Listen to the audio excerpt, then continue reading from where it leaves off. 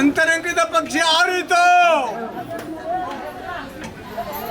ಕೆರೆ ಕಟ್ಟೆಗಳು ತುಂಬಿ ಹರಿದಾವು.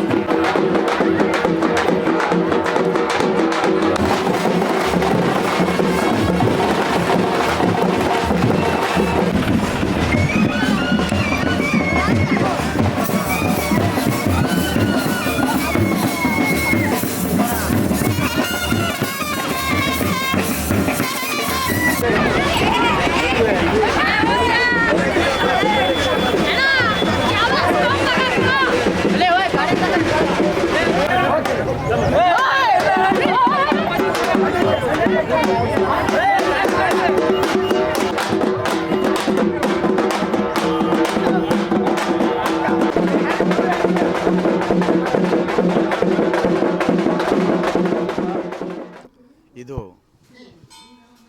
ಮಹಾಶಿವರಾತ್ರಿ 50ನೇ ವರ್ಷದ ಮುಳ್ಳುಗದ್ದಿಗೆ. ಮುಳ್ಳುಗದ್ದಿಗೆ ಅಂದರೆ ಮುಳ್ಳು ಅಂದರೆ ಒಂದು ಗ್ರಹ. ಮುಳ್ಳು ಅಂದರೆ ನಿಮಗೆ ಕಾಲಾಗ ಒಂದು ಮುಳ್ಳು ನೆಟ್ಬಿಟ್ರೆ ಎಷ್ಟು ಚುರುಕು ಅಂತತ್ತಲ್ಲ, ಹಂಗೆ ಏನಾದರೂ ಕೆಟ್ಟದ್ದಾಗಿ ಗ್ರಾಹಕ ಆಡ್ತಾ ಇರಬೇಕಾದ್ರೆ ನಿಮಗೆ ನೋವಾಗುತ್ತೆ. ಹಂಗೆ ಆ ಮುಳ್ಳನ್ನು ತುಳಿತಾ ಇರ್ತಾರೆ. ಅದನ್ನು ಯಾರು ನೋಡ್ತಾರೋ ಅವರ ಕಷ್ಟಗಳ ನಿವಾರಣೆ ಆಗುತ್ತೆ. ಯಾಕಂದರೆ ಗ್ರಹಗಳ ನಿವಾರಣೆ ಶಕ್ತಿ ಆ ಮುಳ್ಳಿನಲ್ಲಿ ಇರ್ತದೆ. ಅದಕ್ಕೋಸ್ಕರ ಈಗ ಪ್ರತಿ ವರ್ಷವೂ ಸಹ ಮುಳ್ಳುಗದ್ದಿಗೆ ಮಹಾಶಿವರಾತ್ರಿ ದಿವಸ ಮುಳ್ಳುಗದ್ದಿಗೆಯನ್ನು ಆಚರಣೆ ಮಾಡ್ತಿದ್ದಾರೆ ಗುರುಗಳು. ಇದು 50ನೇ ವರ್ಷದ ಮುಳ್ಳುಗದ್ದಿಗೆ. ಬರೀ ಈಗಿಂದು ಏನು 3-4 ವರ್ಷದ್ದಲ್ಲ, ಸುಮಾರು 50 ವರ್ಷಗಳ ಮುಳ್ಳುಗದ್ದಿಗೆ ಉತ್ಸವ. ಈ ಮುಳ್ಳುಗದ್ದಿಗೆ ಉತ್ಸವದ ಭಾಗಿಯಾಗಿ ಆಮೇಲೆ ಪ್ರತಿ ವರ್ಷವೂ ಸಹ ಸಾಮೂಹಿಕ ಮದುವೆಗಳು, ಆಮೇಲೆ ಮಕ್ಕಳಿದ್ದವರೆಲ್ಲ ಬೇಡ್ಕೊಂಡಿರ್ತಾರೆ, ನಾವು ಮಂಡ್ಯ ತೆಗಿಸ್ತೀವಿ ಗುರುವೇ ಅಂತಂತ ಹೇಳ್ಬಿಟ್ಟು ಮಂಡ್ಯನೂ ಸಹ ತೆಗಿಸ್ತಿರ್ತಾರೆ. ಬರೀ ನಮ್ಮ ಕರ್ನಾಟಕ ಒಂದೇ ಅಂತ ಅಲ್ಲ, ಇಡೀ ಆಂಧ್ರ, ತಮಿಳುನಾಡು, ಮಹಾರಾಷ್ಟ್ರದಿಂದಲೂ ನನ್ನ ಭಕ್ತಾದಿಗಳು ಬಂದಿರ್ತಾರೆ. ಏಕೆ? ಅವರ ಕಷ್ಟ ಸುಖಕ್ಕೆ. ಕಷ್ಟ ಪ್ರತಿಯೊಬ್ಬ ಮನುಷ್ಯನಿಗೂ ಇರುತ್ತೆ. ಅದಕ್ಕೋಸ್ಕರವಾಗಿ ನನ್ನ ಪ್ರೀತಿಯ ಮಮತೆಯ ಬಂಧುಗಳೇ, ಸತ್ಯವನ್ನು ಕಾಪಾಡಿ, ಧರ್ಮವನ್ನು ಕಾಪಾಡಿ. ಸತ್ಯವೇ ದೇವರು, ದೇವರೇ ಸತ್ಯ. ಹಣ ಇದ್ದನು ಶ್ರೀಮಂತ ಅಲ್ಲ, ಆರೋಗ್ಯ ಇದ್ದ ಶ್ರೀಮಂತರು, ಒಳ್ಳೆಯ ಗುಣವನ್ನು ಇಟ್ಕೊಂಡರು ಶ್ರೀಮಂತರು. ಹಾಗೆಯೇ ನೀವು ಬದುಕಬೇಕು. ನಮ್ಮಗಳ ಆಶೀರ್ವಾದ ಸದಾ ನಿಮಗಿರುತ್ತೆ. ಏಕೆಂದರೆ ಇನ್ನೊಬ್ಬರನ್ನು ಏಳಿಸಿದ್ರಿಂದ ಏನು ಉತ್ಪತ್ತಿ ಸಿಗಲ್ಲ, ಲಾಭವೂ ಸಿಗಲ್ಲ. ಕೆಟ್ಟವರನ್ನು ನೀವು ಪ್ರೀತಿ ಮಾಡಿ, ಆ ಕೆಟ್ಟ ಮನುಷ್ಯನಿಗೆ ನೋಡಿ, ನಾನು ಎಷ್ಟೇ ಅವರನ್ನು ಕೆಟ್ಟದ್ದನ್ನು ಮಾಡಿದರೂ ಸಹ ನನ್ನ ಪ್ರೀತಿ ಮಾಡ್ತಾರಲ್ಲ ಅಂತ ಹೇಳ್ಬಿಟ್ಟು ಅವರ ಮನಸ್ಸು ಬದಲಾವಣೆ ಆಗುತ್ತೆ, ಮತ್ತು ಒಳ್ಳೆಯ ರೂಪದಲ್ಲಿ ಬಂದಿರುತ್ತೆ. ಅದರಂತೆ ಯಾರನ್ನೂ ದ್ವೇಷ ಮಾಡಬೇಡಿ, ಪ್ರೀತಿ ಮಮತೆ ಹಂಚ್ಕೊಂಡು ಜೀವನ ಮಾಡಿ. ಅದೇ ಮನುಕುಲದ. ಈಗ ಬ್ರಹ್ಮ ಹುಟ್ಟಿಸಿರ್ತಾನೆ, ಬ್ರಹ್ಮ, ವಿಷ್ಣು, ಮಹೇಶ್ವರ 3 ಲೋಕಕರ್ತ, ಲಯಕರ್ತ, ಗೊತ್ತಲ್ಲ. ಈ ರೀತಿಯಾಗಿ ಬ್ರಹ್ಮ ಸೃಷ್ಟಿಕರ್ತ, ವಿಷ್ಣು ಲೋಕಕರ್ತ, ಮಹೇಶ ಲಯಕರ್ತ. ಮನುಷ್ಯನ ಯಾವ ಕಷ್ಟಗಳನ್ನು ಪ್ರಪಂಚ ಸೃಷ್ಟಿ ಮಾಡಿದೆ ಯಾರೋ ಬ್ರಹ್ಮ. ಅದರಂತೆ ಮನುಷ್ಯನನ್ನು ಸೃಷ್ಟಿ ಮಾಡ್ತಿರ್ತಾನೆ. ಹಂಗೆ ಈ ಲೋಕಕರ್ತ ಅಂದ್ರೇ ಇದು ವಿಷ್ಣುವಿನ ಅವತಾರ, ಅದು ಗೊತ್ತಾ. ಹಂಗೆ ಜನಗಳನ್ನ ಇದು ಮಾಡಿ ಇಟ್ಟಿರ್ತಾನೆ. ಎಲ್ಲ ಪ್ರಾಣಿಗಳು ಜೀವರಾಶಿಗಳನ್ನು ಕೊಟ್ಟಿರ್ತಾನೆ. ಹಂಗೆ ಎಲ್ಲ ಜೀವರಾಶಿಗಳಿಂತಲೂ ಮನುಕುಲ ದೊಡ್ಡದು, ಜ್ಞಾನವಂತಿರ್ತಕ್ಕಂಥ ಮನುಕುಲ ಇದು. ಯಾಕಂದರೆ ಜ್ಞಾನಿಗಳು ಅಜ್ಞಾನಿ ಆಗಿರಬಾರ್ದು, ಜ್ಞಾನಿಯಾಗೇ ಇರಬೇಕು. ಅದೇ ಮಾನವ ಧರ್ಮ. ಈಗ ಉದಾಹರಣೆ, ಗೋವಿದೆ, ಇಟ್ಟರೆ ಸಗಣಿಯಾದ ತೊಟ್ಟಿದರೆ ಕುರುಳಾದೆ, ಸುಟ್ಟರೆ ನುಸಲಿಗೆ ವಿಭೂತಿಯಾದೆ, ನೀನ್ಯಾರಿಗಾದೆಯೋ ಎಲೆ ಮಾನವ ಅಂತ ಹೇಳ್ಬಿಟ್ಟು. ಆ ಗೋವು ನೋಡು ಎಷ್ಟು ಚೆನ್ನಾಗಿ ಹೇಳ್ತದೆ. ಯಾರಿಗೆ ಹೇಳ್ತದೆ? ಮನುಕುಲಕ್ಕೆ. ನಾನು ಕಸ ತಿಂದು ಅಮೃತವನ್ನು ಕೊಡ್ತಾಯಿದ್ದೀನಿ. ನಾನು ಕಸ ತಿಂದು ಏನು ಕೊಡ್ತಾಯಿದ್ದೀನಿ? ಅಮೃತವನ್ನು ಕೊಡ್ತಾಯಿದ್ದೀನಿ. ಆದರೆ ನೀವು ಅಮೃತವನ್ನು ತಿಂದು ಏನು ಕೊಡ್ತೀರಿ ಅಂತ ಪ್ರಶ್ನೆ ಆಗುತ್ತೆ. ಯಾರಿಗೆ? ಮನುಕುಲಕ್ಕೆ. ಹಾಗಾಗಿ ನನ್ನ ಪ್ರೀತಿಯ ಮಮತೆಯ ಭಕ್ತಾದಿಗಳೇ, ಮನುಕುಲದ ಬಂಧುಗಳೇ, ಪ್ರೀತಿ ಮಮತೆ ಹಂಚಿಕೊಂಡು ಜೀವನ ಮಾಡಿ.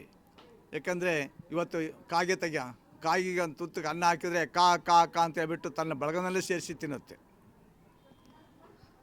ಅದೇ ಇನ್ನು ಬೇರೆ ಇರುವಿಗೆ ಒಂದು ತುತ್ತೇನು ಸಕ್ಕರೆ ಹಾಕಿದರೆ ಎಲ್ಲ ಬಳಗನಲ್ಲೇ ಸೇರಿಸಿ ಅದು ತಿನ್ನುತ್ತೆ. ಆದರೆ ನಾಯಿಗೊಂದು ಮುದ್ದೆ ಹಾಕಿಬಿಟ್ರೆ ಬೇರೆ ನಾಯಿಗಳನ್ನ ಓಡಿಸಿ ತಾನು ಒಂದೇ ತಿಂತತ್ತೆ. ಹಂಗೆ ನಾಯಿಯಾಗಿರೋದೆ, ಕಾಗೆ ಕೋಳಿಯಾಗಿರೋದೆ ಮನುಕುಲದ ಧರ್ಮ. ಅದರಂತಲೇ ನೀವಿರಬೇಕು. ಇವತ್ತು ಕಾರ್ಮಿಕ ಚೆನ್ನಾಗಿದೆ.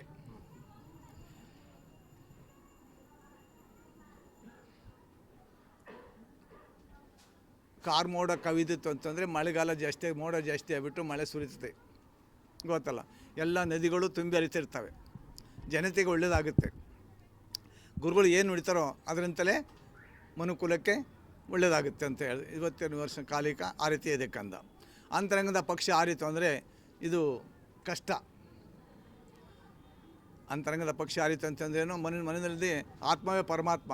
ಮನುಷ್ಯನಿಗೆ ಏನಾಯ್ತು ಅಂದರೆ ಆತ್ಮ ಹೊರಟೋಗ್ಬಿಡ್ತತೆ, ಆವಾಗ ಅದು ಕಷ್ಟ ಆಗುತ್ತೆ. ಅದರಂತಲೇ ಈ ಅದೊಂದು ಕಾರಣಕ್ಕೂ ಸ್ವಲ್ಪ ಕಷ್ಟದಿದೆ. ಈ 2 ಮಾತ್ರ ಕಾರಣಗಳು ನುಡಿಮುತ್ತುಗಳು ಚೆನ್ನಾಗಿದ್ದಾವೆ. ಹಾಗಾಗಿ ನೀವು ಮನುಕುಲದವರು ಎಲ್ಲಿ ಹೊರಗಡೆ ಹೋದರೂ ಸಹ ನಿಧಾನಕ್ಕೆ ಹೋಗಿ, ಪ್ರೀತಿ ಮಮತೆ ಹಂಚ್ಕೊಳ್ರಿ. ಜೋರ ಸ್ಪೀಡಾಗಿ ಹೋಗೋದು, ಆಕ್ಸಿಡೆಂಟ್ ಆಗೋದು, ಸಾಯೋದು, ಈ ರೀತಿ ಮಾಡ್ಕೊಳಕ್ಕೆ ಇದು ಹೆಚ್ಚಾಗುತ್ತೆ. ಅದನ್ನು ಉಳಿಸ್ಕೊಳ್ರಿ, ಬೆಳೆಸ್ಕೊಳ್ರಿ, ಪ್ರೀತಿಯಿಂದ ಇರ್ರಿ, ನಿಧಾನಕ್ಕೆ ಹೋಗ್ರಿ. ಒಂದು ಅರ್ಧ ಗಂಟೆ ಲೇಟ್ ಆದರೂ ಅಡ್ಡಿರಲ್ಲ. ಎಲ್ಲಿ ಆದರೂ ಬಸ್ನವರಾಗಿರಲಿ ಅಷ್ಟೇ, ವ್ಯಾನ್ ಆಗಿರಲಿ, ಬೈಕ್ ಆಗಿರಲಿ, ಯಾವುದೇ ಆಗಿರಲಿ, ನಿಧಾನಕ್ಕೆ ಓಡಿಸಿ ತಮ್ಮ ಜೀವನವನ್ನು ಕಾಪಾಡಿ. ಯಾಕಂದರೆ ಜೀವ ಅಮೂಲ್ಯವಾಗಿರ್ತಕ್ಕಂಥದ್ದು. ಅದನ್ನೇ ಹೇಳ್ತಾರೆ ದೊಡ್ಡವರು, ಜೀವ ಅಮೂಲ್ಯ, ಅದು ಹಾಳು ಮಾಡಿಕೊಳ್ಳಬೇಡ್ರಿ, ಹುಚ್ಚಪ್ಪಗಳಿರ ಅಂತ ಹೇಳ್ಬಿಟ್ಟು. ಆ ಜೀವನವನ್ನು ಕಾಪಾಡುವ ಶಕ್ತಿ ನಿಮ್ಮಲ್ಲಿರುತ್ತೆ. ಅದನ್ನು ಉಳಿಸ್ಕೊಳ್ರಿ, ಬೆಳೆಸ್ಕೊಳ್ರಿ, ಧರ್ಮವನ್ನು ಕಾಪಾಡಿ. ಇವತ್ತು ಸ್ವಾಮೀಜಿ, ಕರ್ನಾಟಕ ರಾಜಕಾರಣದ ಮೇಲೆ ಯಾವ ರೀತಿ ಪ್ರಭಾವ ಬರುತ್ತೆ? ರಾಜ್ಯದ ಮೇಲೆ, ರಾಜಕಾರಣದ ಮೇಲೆ? ಅದು ರಾಜಕಾರಣಿಗೂ ಬರುತ್ತೆ. ಅಂತರಂಗದ ಪಕ್ಷ ಆರಿತು ಅಂತಂದ್ರೆ ರಾಜಕಾರಣಿಗೂ ಬರುತ್ತೆ. ಹಾಗಾಗಿ ಅದನ್ನೆಲ್ಲ ಉಳಿಸ್ಕೊಂಡು ಬೆಳೆಸ್ಕೊಂಡು ಹೋಗೋದು ನಿಮ್ಮ ಕುಲದಲ್ಲಿ ಇರ್ತೈತೆ. ಕುಲ ಯಾವುದು? ಮನುಕುಲ. ರಾಜಕಾರಣ ಇವತ್ತು ಉದಾಹರಣೆಯಾಗಿ ಮನುಷ್ಯ ಪರಮಾತ್ಮ ಗುರು ಹುಟ್ಟಿಸಿಟ್ಟಿರ್ತಾನೆ ಎಷ್ಟು ಎರಡೇ ಜಾತಿಗಳು, ಒಂದು ಗಂಡು ಒಂದು ಹೆಣ್ಣು ಅಂತಂತೇಳ್ಬಿಟ್ಟು. ಆ ಗಂಡು ಹೆಣ್ಣು ಜಾತಿ ಮಾಡ್ಕೊಂಡಿರೋದು ನಾವು. ಮರ ಕೆತ್ತವನು ಬಡಿಗೆನಾದ, ಕುಂಭ ಕುಂಬಾರನಾದ, ಈ ರೀತಿಯಾಗಿ ಜಾತಿಗಳು ಮಾಡ್ಕೊಂಡ್ರೆ ಅದು ಮನುಕುಲದವರು. ಹಾಗಾಗಿ ಜಾತಿ ಎರಡೇ ಎರಡು, ದೈವದಲ್ಲಿ ಬರೋದು. ಜಾತಿಗೋಸ್ಕರ ಬಡ್ದಾಡೋದು ಜಾಸ್ತಿ ಆಗಿಬಿಡತ್ತೆ ಈಗ. ನಮ್ದು ಆ ಜಾತಿ ಆ ಜಾತಿ ಆ ಜಾತಿ ಜಾತಿ ಅಂತಂತೇಳ್ಬಿಟ್ಟು ಅದೊಂದು ಮಾತ್ರ ಮರೀರಿ. ಎಲ್ಲರೂ ಪ್ರೀತಿ ಮಮತೆ, ಎಲ್ಲರೂ ಮನುಕುಲದವರೇ. ಪ್ರೀತಿ ಮಮತೆ ಹಂಚ್ಕೊಂಡು ಜೀವನ ಮಾಡಿದೆ ಅದೇ ಮನುಷ್ಯನ ಕರ್ತವ್ಯ, ಅದೇ ದೇವರ ಒಂದು ನುಡಿಮುತ್ತುಗಳು. ಹೇಳ್ಬೇಕಂತಂದರೆ ರಾಜಕೀಯಕ್ಕೆ ಬಂದಿರಬೇಕು. ಹೋಗ್ಬೇಕಾದ್ರೆ ಇವತ್ತು ಮಂತ್ರಿಗಳಾಗಿರಲಿ, ಉಪಮುಖ್ಯಮಂತ್ರಿಗಳಾಗಲಿ, ಶಾಸಕರಾಗಲಿ, ಯಾರೇ ಆಗಲಿ, ಜನಸೇವೆ ಜನಾರ್ದನ ಸೇವೆ. ಯಾವ ಪಕ್ಷನೇ ಆಗಿರಲಿ, ಪಕ್ಷ ಮಾಡ್ಕೊಂಡ್ರೆ ನಾವು ದೇವರಲ್ಲ, ಗೊತ್ತಲ್ಲ. ಹಾಗಾಗಿ ನಾವು ಯಾವ ಪಕ್ಷದವರೇ ಆಗಿರಲಿ, ನಾವು ಜನಸೇವೆ ಮಾಡಬೇಕು, ಜನಗಳಿಂದ ಹೊಗಳಿಸಬೇಕು ನಾವು. ಇಂಥವ್ರು ಇದ್ರಪ್ಪ, ಎಷ್ಟು ಜನ ಕೆಲಸ ಮಾಡಿದ್ರಪ್ಪ, ಇಂಥವ್ರು ಅಂತ ಅವರು ನೀವು ಹೊಗಳಿಸಬೇಕು. ಆ ರೀತಿಯಾಗಿ ಜೀವನ ಮಾಡಬೇಕು ಯಾರು ರಾಜಕೀಯ ವ್ಯಕ್ತಿಗಳು ಅಂತ ಹೇಳ್ಬಿಟ್ಟು ಇವತ್ತಿನ ದಿವಸ ನಿಮ್ಮೆಲ್ಲರಿಗೂ ಒಂದು ಶುಭವಾಗಲಿ, ಒಳ್ಳೆಯದಾಗಲಿ ಅಂತ ಹೇಳ್ಬಿಟ್ಟು ಆಶೀರ್ವಾದ ಕೊಡ್ತಿದ್ದೀನಿ. ಎಲ್ಲರಿಗೂ ಮಂಗಳವಾಗಲಿ, ಇದೇ ನಮ್ಮಗಳ ಆಶೀರ್ವಾದ. ಚನ್ನಗಿರಿ ತಾಲೂಕು, ದಾವಣಗೆರೆ ಜಿಲ್ಲೆ. ಈ ಮಠಕ್ಕೆ ತಂದೆ ಆದ ಒಂದು ಇತಿಹಾಸವನ್ನು ಇಟ್ಕೊಂಡು ಬೆಳ್ಕೊಂಡು ಬಂದದ್ದು ಇದು. ಸುಮಾರು 400-500 ವರ್ಷದಿಂದ ಇತಿಹಾಸ ಇರ್ತಕ್ಕಂಥ ಮಠ ಇದು. ಇಲ್ಲಿ ಹಿಂದೆ ರಾಮಲಿಂಗೇಶ್ವರ ಗುರುಗಳು ಐಕ್ಯವಾಗಿ ಸ್ಥಳ ಇದು, ಹರನಹಳ್ಳಿ ಅಂತ ಊರಿದು. ಸೊ ಇಲ್ಲಿ ಪ್ರತಿ ವರ್ಷದಂತೆ ಈ ವರ್ಷವೂ ಕೂಡ 50ನೇ ವರ್ಷದ ಮುಳುಗದ್ಗೆ ಉತ್ಸವ ನಡೀತು. ಆ ಮುಳುಗದ್ಗೆ ಉತ್ಸವಕ್ಕೆ ಮಾಜಿ ಸಂಸದರಾದ VS ಉಗ್ರಪ್ಪ ಸಾಹೇಬರು ಕೂಡ ಬಂದು ಪ್ರತಿ ವರ್ಷದಂತೆ ಈ ವರ್ಷವೂ ಕೂಡ ಬಂದು ಅದನ್ನು ಉದ್ಘಾಟನೆ ಮಾಡಿ ಹೋದರು. ಅದೇ ರೀತಿ ಇಲ್ಲಿ ಶಿಕ್ಷಣಕ್ಕೆ ಜಾಸ್ತಿ ಒತ್ತು ಕೊಟ್ಟಿರೋದ್ರಿಂದ ಗುರುಗಳು ಇಲ್ಲಿ LKGಯಿಂದ B.Ed ತನಕ ಕಾಲೇಜುಗಳಿದ್ದಾವೆ. ಆಮೇಲೆ ಇಲ್ಲಿ ಎಲ್ಲ ವರ್ಗದ ಮಕ್ಕಳು ಕೂಡ ಇದ್ದಾರೆ. ಈ ಮಠಕ್ಕೆ ಎಲ್ಲ ವರ್ಗದ ಕೂಡ ಭಕ್ತಾದಿಗಳಿದ್ದಾರೆ. ಆ ಉದ್ದೇಶಕ್ಕೆ ಉಗ್ರಪ್ಪ ಸಾಹೇಬರು ವಿಶೇಷವಾಗಿ ಈ ಮಠಕ್ಕೆ ಕಾಳಜಿ ವಹಿಸಿರ್ತಾರೆ. ಆಮೇಲೆ ಇಲ್ಲಿ ನಮ್ಮಲ್ಲಿ ಉರ್ದು ಕೂಡ ಇದೆ, ಮತ್ತು ಕನ್ನಡ ಮೀಡಿಯಮ್ ಇದೆ, ಇಂಗ್ಲೀಷ್ ಮೀಡಿಯಮು ಎರಡು ಕೂಡ ಇದೆ.